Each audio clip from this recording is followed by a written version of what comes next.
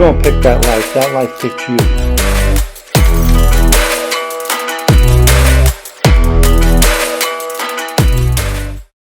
Welcome to Sitdownnews, and before I begin, I'd like to mention our sponsor. Ratchet is a clothing company from the UK started by a young man with a vision, a dream, and determination.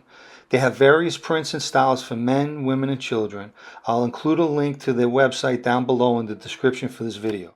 Alright, question and answers. Let's get started.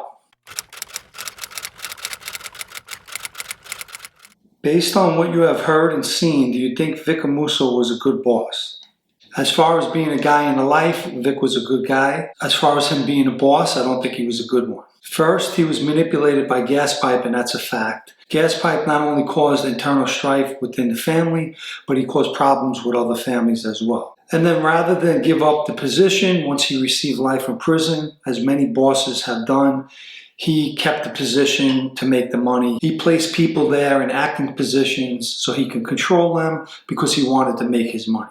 Did Big John or Anthony Guzzo have any repercussions with the administration for not assaulting the guy who wrote the letter? So this is in reference to Anthony's stepson, Anthony Rinaldi, and the letter that he wrote threatening the owners of Gossip about a lawsuit. The answer is no, there were no repercussions because Big John lied to Stevie Korea and told him that he got it done, meaning that he got Anthony's stepson cracked in the face. And no one knew Big John made a deal with Anthony to get the construction work for the new restaurant him and his wife were supposed to be building. So I've received several questions asking if Big John's son was part of the Lucchese family.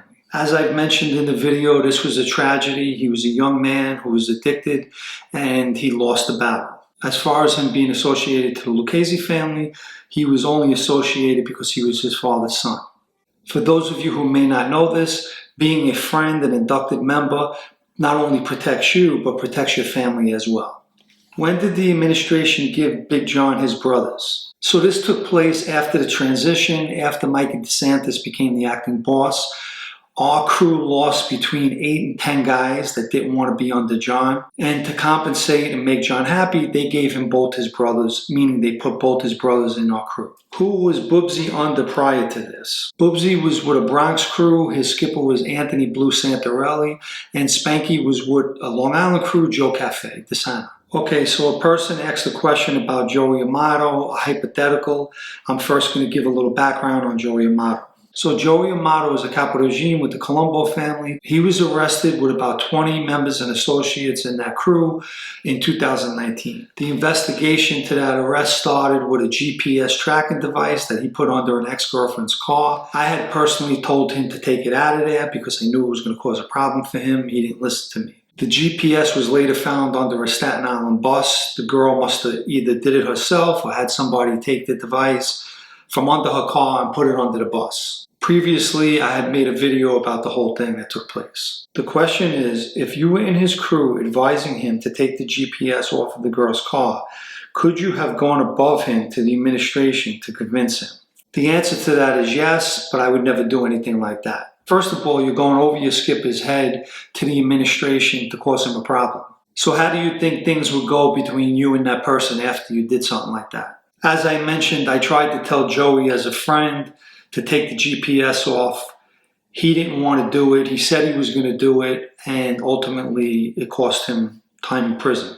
How has the rise of gangs such as the Bloods, Crips, and Hispanic gangs influenced organized crime as a whole? Well, first of all, the mob represents organized crime. And the Bloods, Crips, or any other gang for that matter are influenced by the mob, not the other way around. Did the Lucchese's collect the $800,000 in construction money after the guy said he was calling the FBI? So I'll explain it like this. We get sent to do something, we're told what to do, and we don't ask questions. In this particular case, as you know from the video, the guy said he was calling the FBI. By the time Joe Perner and I got back to Big John in the cigar lounge, because you know Anthony took his car and went home, Big John already knew what happened. Obviously, not only did the guy tell us he was calling the FBI, but whoever he owed the money to, he must have relayed that threat to them as well. At that point, we were out of it. What happened with the $800,000, I have no idea. You know, in that life, you're always better off not asking too many questions. What would have happened if the Lucchese administration heard what Anthony said to the civilians in prime? He definitely would have had a lot of explaining to do, that's for sure. The whole thing looked bad. As I mentioned, We were just straightened out, inducted into the family.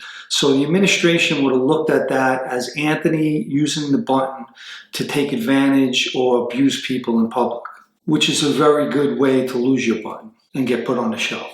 Okay, so there's been some news that came out of the street lately about a few guys that supposedly been put on the shelf. We've been talking about put on the shelf lately. Supposedly these guys have been put on the shelf. I'm going to be looking into it a little more and trying to confirm whether it's true or not, because some things are just what they are, and that being rumors. Some things are just rumors. So once again, I'd like to thank everyone for subscribing. If you have not subscribed and you want to, you could do that down below. And if you like this question and answer episode, you could hit the like button as well. I hope everyone enjoys the rest of their night. I wish everyone positivity. Try to keep it positive in your life. Positive thoughts bring positive outcomes. Remember that. I wish everyone good health. Drink your water, take your vitamins, get your exercise in. Until the next time, ciao for now. You can subscribe to the Sit Down News blog at sitdownnews.com, and I appreciate everyone who has subscribed. Thank you. Well, just another example in the mob you never knew about. Hope you enjoyed the story. If you would like to subscribe to this channel, you could do so down below. If you would like to subscribe to my other channel, Unlimited Substance Podcast, I'll add a link in the description for this video.